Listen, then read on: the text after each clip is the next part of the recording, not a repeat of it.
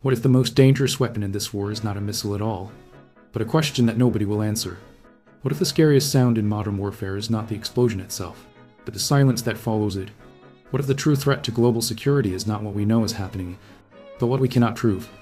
Late Thursday night, blasts start ripping through the sky over Bushehr, the Iranian province that holds the country's only nuclear power plant. Air defense systems light up.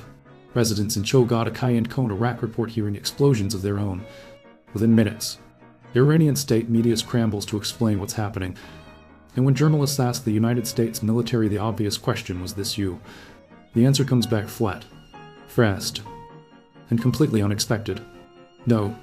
U.S. Central Command tells reporters directly that American forces had not carried out any strikes in the hours before those blasts went off.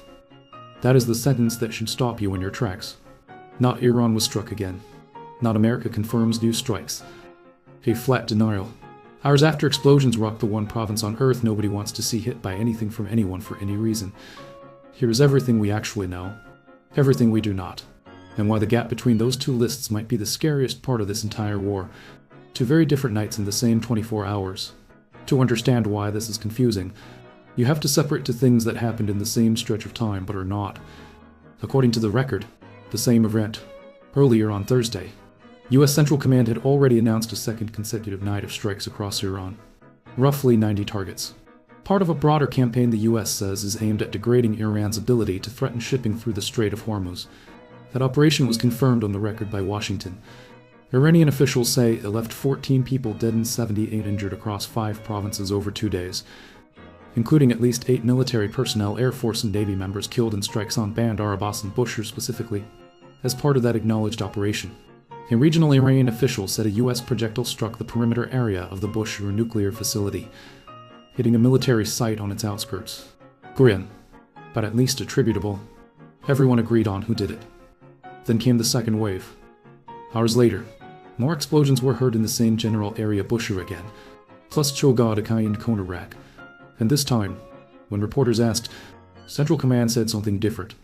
It had not carried out any strikes in the hours immediately before those blasts occurred. Iran's own account did not fully clear things up either.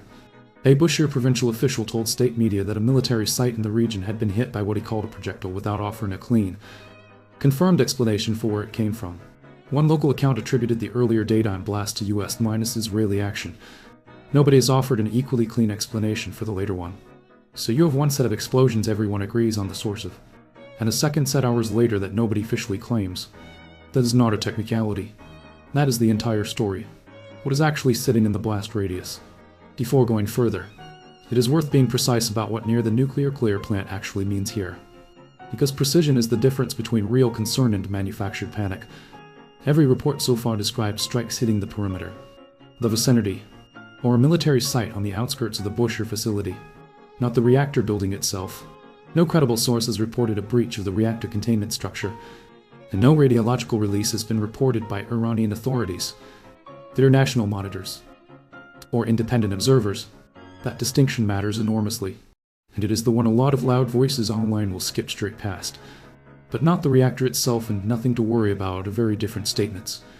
And the second one is not true either. Bushehr is not some obscure facility sitting in the desert. It is Iran's only functioning civilian nuclear power plant. A Russian-built reactor in a coastal city of roughly 250,000 people, sitting close enough to Karg Island, the terminal that handles around 90% of Iran's crude oil exports that a single military exchange in this stretch of coastline touches Iran's nuclear infrastructure and its entire oil economy at the same time. Nuclear safety experts have compared the stakes of a serious incident at a facility like this to two of the worst nuclear disasters in modern history. Chernobyl in 1996, and Fukushima in 2011. Not because Bushehr is guaranteed to suffer either fate, but because both of those disasters started with damage that looked, in the earliest towers, smaller than what is now happening around this plant or near-minus weekly basis. Fukushima forced the evacuation of roughly 160 Sero people. Chernobyl's explosion released radiation that, decades later, is still being studied for its long-term health effects across an entire region. Nobody serious is saying Bushehr is Chernobyl. Everybody serious agrees that close enough to keep hitting it and hope nothing goes wrong is not a strategy. Here's a bet. There is also a construction detail that makes Bushehr a slightly different case than either of those historical disasters, worth understanding rather than assuming away. Unlike Chernobyl's now notorious reactor design, Bushehr uses a more modern containment structure built with multiple safety systems specifically designed to withstand external shocks. That is a real, meaningful difference, and it is part of why repeated strikes near the facility have not yet produced the kind of catastrophic failure nuclear safety advocates warn about. The containment structures are rated for specific categories of stress. Not an open-ascendant number of direct or near-direct military strikes absorbed over an open-ascendant number of months. Every additional incident tests assumptions engineers made under very different conditions than active war zone, and nobody currently has a reliable answer for how many more tests those assumptions can survive.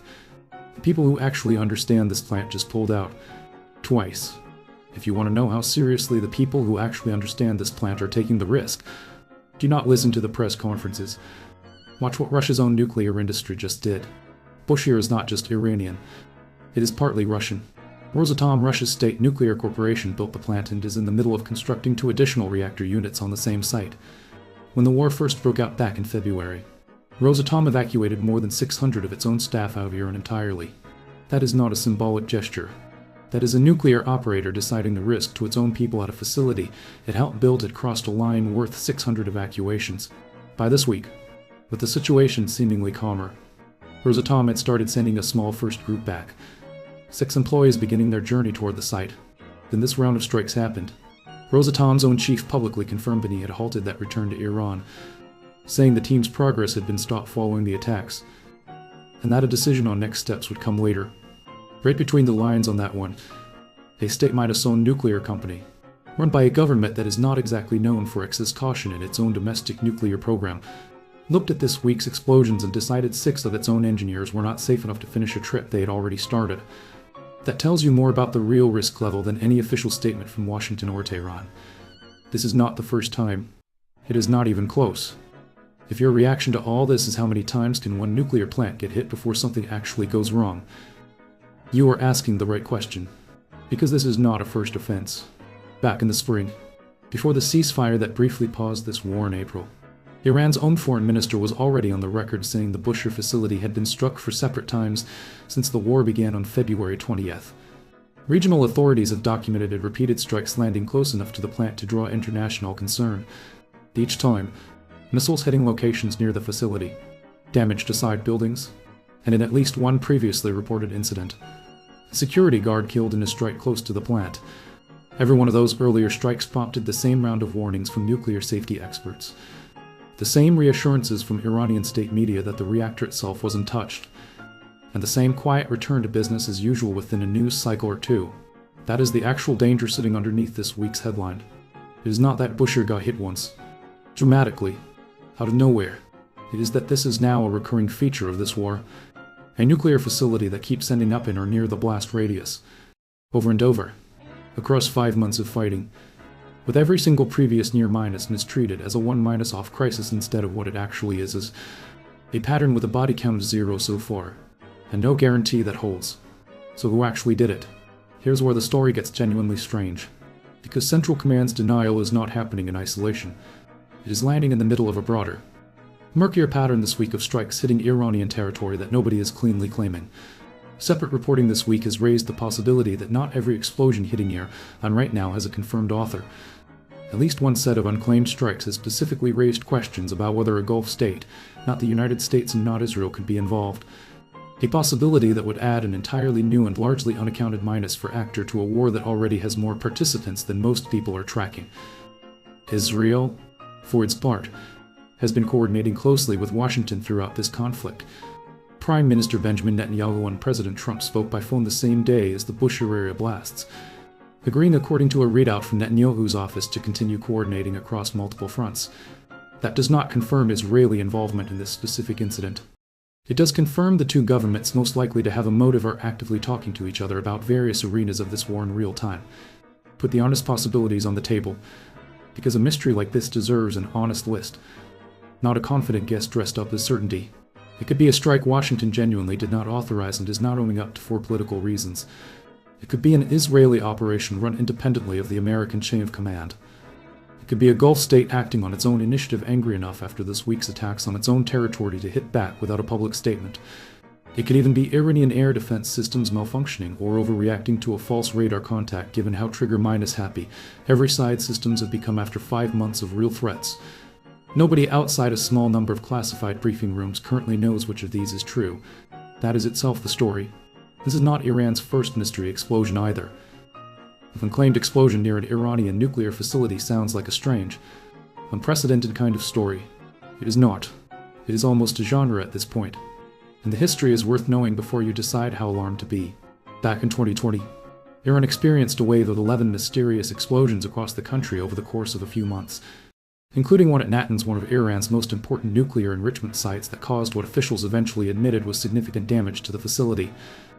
At the time, Iran initially denied any explosion had even occurred there, before reversing course days later and confirming serious harm to its uranium enrichment program. Western intelligence officials and Israeli sources were widely reported at the time to be behind at least some of that wave, described by outside analysts as being as technically sophisticated as Stuxnet, the famous cyber weapon that had already sabotaged Iran centrifuges a decade earlier. Iran, for its part, spent weeks publicly insisting the causes were accidents, industrial malfunctions, anything other than foreign sabotage, even as the pattern of targets missile facilities, nuclear sites, petrochemical plants told a very different story. The point of that history is not that this week's explosions are definitely a repeat of 2020. It is that explosion happens near sensitive Iranian infrastructure. Nobody officially claims it. Iran downplays it publicly while Western sources hint otherwise. It's a pattern this specific country has lived through before. More than once. Over multiple years and multiple governments. That does not make this week's mystery less concerning. If anything, it makes it more concerning. Because it means whoever benefits from ambiguity here has had years of practice getting good at it. The numbers behind the bigger picture. Zoom out from Bushehr specifically, and the scale of what has happened across just the last 2 days is staggering on its own. The US has now struck Iran at least 170 times in 48 hours. According to figures reported this week, a tempo that puts this round of strikes among the most intense. Sustained bombardments of the entire 5-month war. Iranian officials say the human cost across those 2 days includes 14 dead and 78 wounded across 5 provinces, alongside the 8 military personnel specifically named as killed in the Bandar Abbas and Bushehr strikes. Iran's own retaliation over the same window has included ballistic missiles, cruise missiles, and drones fired into Kuwaiti airspace. The Kuwaiti military logged 3 ballistic missiles, 1 cruise missile, and 10 drones in a single detection window, with material damage reported at several locations and 1 person injured by falling debris. Patriot missile defense batteries were engaging incoming fire over both Bahrain and Kuwait in the same stretch of hours. This is not a slow-minus burning standoff anymore. This is 2 countries trading fire at a volume and pace that, 5 months ago, would have been treated as the opening days of a full minus-scale war, rather than one especially bad week inside an already minus-running one. Washington says it's over. Washington also keeps talking. If you are trying to figure out whether the diplomacy behind this war is alive or dead, the honest answer is apparently both, depending on which hour of the day you check. On Friday, Trump posted directly on Truth Social that Iran had asked to continue talks, that the US had agreed to keep talking, and in the same post, declared flatly that the ceasefire is over. Holding both of those positions at once might sound contradictory. It is actually a fairly precise description of where this war currently sits. Formal negotiations technically continuing, while the document that was supposed to govern a truce between the 2 sides is being treated by the American president himself is no longer operative. Behind the scenes, that diplomacy has not stopped moving. Qatari negotiators were reported in Iran this week, meeting directly with Iranian officials in an effort to de-escalate and rebuild the conditions for broader talks. Coordinated, notably, with Washington rather than happening around it. The core disputes on the table have not changed. The implementation of the original Memorandum of Understanding, and the unresolved fight over navigation rights in the Strait of Hormuz that triggered this entire round of escalation in the first place.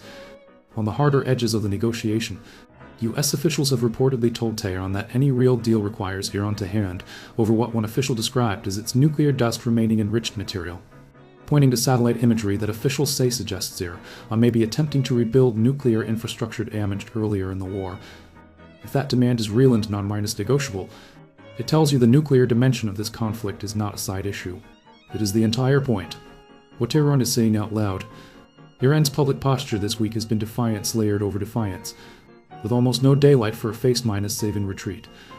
Iran's foreign ministry has directly accused the United States of using its own alleged shipping attacks as a pretext to continue ignoring the Memorandum of Understanding, framing the American strikes as a violation of the UN Charter itself. Parliament Speaker Mohammed Baqir Libaf went further in his own public remarks, warning bluntly that bullying and broken promises no longer come without cost, and insisting the Strait of Hormuz reopens only on Iran's own terms, not under pressure from Washington. The Revolutionary Guard's own public statement was even more direct. It will not leave American strikes unanswered. There is a specific rhetorical pattern worth noticing in how Tehran has handled this particular round compared to earlier ones. In previous flare minus-ups across this war, Iranian officials moved fairly quickly to either claim responsibility clearly for their own retaliatory strikes, or, on the other side, to name the United States and Israel directly unspecifically for strikes against Iranian territory. This week, on the second wave of Bushehr- area explosions specifically, that clarity is notably missing. Iranian state media reported the blasts. Provincial officials described vague projectile impacts. Nobody in Iran's official communications apparatus has stated with the same confidence used earlier in the week exactly who fired the second round. That could mean Iran genuinely does not know either. It could also mean Iran knows and has decided, for its own strategic reasons, that naming a specific actor right now serves it less than leaving the question open. Both possibilities are consistent with everything else this government has done throughout this war. None of that is the language of a government preparing to fold. It is the language of a government that has decided, at least publicly, that visible retaliation is less costly right now than visible restraint. Even while, privately, its diplomats keep showing up in the same room as Qatari mediators trying to talk this back from the edge. A funeral is ending just as the war reignites. There is a piece of timing in all of this that is easy to miss if you are only watching the explosions.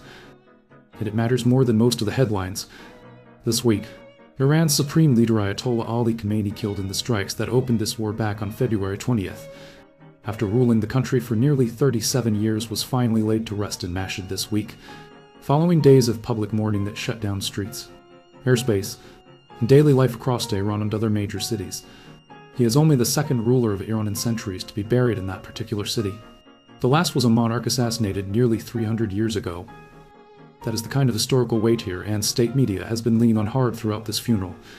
One detail from the burial has drawn quiet but persistent attention. Khamenei's son, widely discussed as a potential successor, was reportedly absent from public view throughout the most visible parts at his father's funeral, prompting some outside observers to openly question his readiness to lead the country through exactly this kind of crisis. Whether or not that speculation holds up, the timing is impossible to ignore. Iran is trying to bury its longtime leader, manage a succession question nobody has fully answered, and absorb a second wave of unclaimed explosions near its only nuclear plant, all inside the same handful of days. That is not a country operating from a position of calm, coordinated strength. It is a country trying to do three enormously difficult things at once. The region is not waiting to find out how this ends. Every country within range of this war has already had to make its own decisions this week, regardless of who is actually behind the mystery blasts in Bushehr, Kuwait and Bahrain, both already absorbing direct Iranian strikes on American Slint bases earlier in the same stretch of days, spent this week actively engaging incoming ballistic missiles, cruise missiles, and drones with Patriot batteries, rather than treating the threat as theoretical. Jordan intercepted the majority of a ballistic missile barrage aimed at one of its own air bases. None of these countries have the luxury of waiting for Washington to clarify who is responsible for any given explosion before deciding how to defend their own airspace. Every incoming radar contact gets treated as real, because in a week like this one, most of them are. Consider what that actually looks like from inside a Patriot battery crew's perspective this week. Multiple radar contacts arriving in overlapping waves. Some confirmed hostile, some ambiguous, with only seconds to classify each one and decide whether to fire an interceptor that costs several $1 million or hold and risk letting something real get through. Now at an unclaimed explosion category to that same mental model. An event nobody has definitively sorts, occurring in the exact region where every other government is currently on hair-trickle alert. That is not a hypothetical stress test. That is the actual operating environment Gulf air defense crews are working inside of right now this week. That is the operational reality underneath the diplomatic confusion. Governments across the Gulf are not debating attribution in real time. They are intercepting first and asking questions about who fired second, which is exactly the kind of environment where a genuinely unclaimed explosion like the one in Bushehr becomes more dangerous than a claimed one. Nobody knows whose retaliation list it belongs on. Why this reaches you even if you are nowhere near the Gulf. If you watched our earlier coverage of this war, you already know. Oil markets jumped hard the moment this ceasefire first cracked, and that Bushehr sits close enough to Karg Island, the terminal handling roughly 90% of Iran's crude exports, that anything threatening the wider Bushehr region carries economic weight far beyond its own borders. A nuclear safety scare adds a second, separate layer of risk that markets have to price in alongside the shipping disruption. Here is why that matters beyond the obvious. Nuclear incidents, unlike most military strikes, carry a kind of risk that markets and insurers treat differently. The potential for exclusion zones, forced evacuations, and disruption that does not respect front lines the way conventional warfare does. Energy traders do not need an actual meltdown to start pricing in that possibility. They just need the plausible chance of one, sustained over enough days, near enough to a major export route. That is precisely the situation Bushehr has created, mystery explosions or not. For ordinary people well outside this conflict, the honest version of the stakes is a resolved, claimed strike is a story that stays contained to the region. An unresolved, and claimed one near an active nuclear facility is the kind of story that has historically been capable of moving global oil prices, insurance markets, and diplomatic attention all at once, without anyone needing to confirm the worst-case scenario ever actually happened. Why nobody knows who did it is the actually terrifying part. Step back from every individual detail in this story and look at the shape of the whole thing, because the shape is the point. A claimed strike, however brutal, comes with a built-minus and off-minus ramp. Everyone knows who to blame. Everyone knows who has to D-escalate. And diplomacy, however fragile, has a specific door to walk through. An unclaimed strike near an active nuclear facility has no such door. Iran does not know for certain who to retaliate against. Washington is not confirming or denying with any real clarity.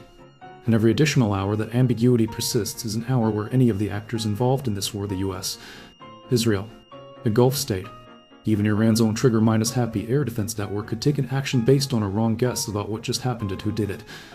That is, in the most literal sense, how wars accidentally get bigger than anyone intended them to be. Not through a single dramatic declaration, but through exactly this kind of fog.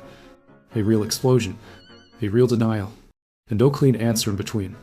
Sitting on top of the one facility on the entire map where a wrong guess carries consequences that do not stop at a national border. What happens if this keeps happening? Based on everything unfolding this week, there are a few realistic paths from here, and none of them make the mystery any less uncomfortable. The first this round quietly resolves the way the last several have. No formal claim of responsibility ever emerges. The Iranian state media moves on to the next story, and the world collectively decides not to look too closely at a near-minusness that this turn did not turn into something worse.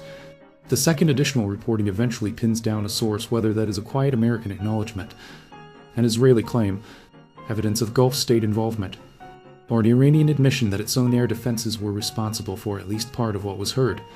Given how many governments are watching this region right now, a mystery this size rarely stays unsolved for long. The third, and the one every nuclear safety expert watching this conflict is quietly dreading, the pattern simply continues. Strike after strike landing near Bushehr, each one individually survivable, until eventually, one of them is not. Iran's own foreign minister already said the plant had been hit 4 times before this week even started. This week added at least 2 more incidents to that count, one claimed and one not. There is no version of that math that trends toward safety the longer it continues. And the fourth path is the diplomatic one. The Qatari mediators working in coordination with Washington managed to pull both sides back toward the Memorandum of Understanding before the next mystery explosion forces anyone's hand. Right now, that is the option Doha, Islamabad, and quiet voices in Washington are all still pushing for. Whether it survives contact with the next unclaimed blast is the only question that actually matters. What to watch for next? A handful of concrete signals will tell you which direction this is heading faster than any single day's headlines will. Watch whether anyone, the US, Israel, or a named Gulf state ever formally claims responsibility for Thursday night's second wave of explosions. A claim, even a quiet one, would immediately make this a more conventional, more containable story. Continued silence keeps it exactly as dangerous as it is right now. Watch Rosatom, a Russian state nuclear company deciding it is safe to resume sending staff back to Bushehr would be one of the clearest, real-world signals available that the immediate danger has genuinely passed. A continued freeze or full second evacuation would tell you the opposite, regardless of what any government's press office says publicly. Watch the IAEA and any international monitoring bodies for a formal statement on Bushehr's safety status, independent technical confirmation, one way or the other, carries more weight than anything coming out of Tehran or Washington's respective press offices this week. And watch whether Qatar shuttle diplomacy in Tehran produces anything concrete. A war with this many moving, unclaimed pieces does not need a dramatic ending to get more dangerous. It just needs the quiet diplomatic channel to go silent while the mystery explosions keep happening. That is the version of this story nobody wants. And right now, nobody can rule it out. The rule everyone keeps ignoring. There is a piece of international law sitting quietly underneath this entire story that almost never makes it into the headlines. And it is worth knowing, regardless of who eventually turns out to be behind Thursday night's blasts. Nuclear facilities under safeguards agreements are generally understood under long-minded, standing international norms tracked by bodies like the International Atomic Energy Agency to warrant special protection, precisely because the consequences of damaging one extend so far beyond the immediate military target. That norm exists for a simple reason. A strike on a tank or a runway has consequences that stay roughly where the strike happened.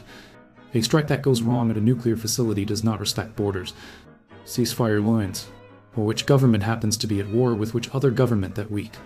Every additional round of strikes landing near Bush or claimed are not tests that norm a little further. It normalizes exactly the kind of near-mindedness that international nuclear safety frameworks were built to prevent from ever becoming routine. Whether that norm holds up as anything more than a talking point depends less on any single government's statement and more on whether independent monitors ever get a clear, verified picture of what is actually happening on the ground in Bushehr right now.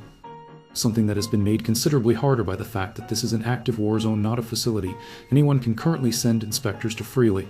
Where this leaves us, go back to where this video started. Late Thursday night, blasts over Bushehr. A flat, on-minus record American denial. That single contradiction, a real explosion with no confirmed source. Sitting a few miles from the one facility on the entire map where no confirmed source is its own kind of emergency, is the whole story in miniature. 6 Russian nuclear engineers who started a journey back to the plant this weekend got called back mid-strip.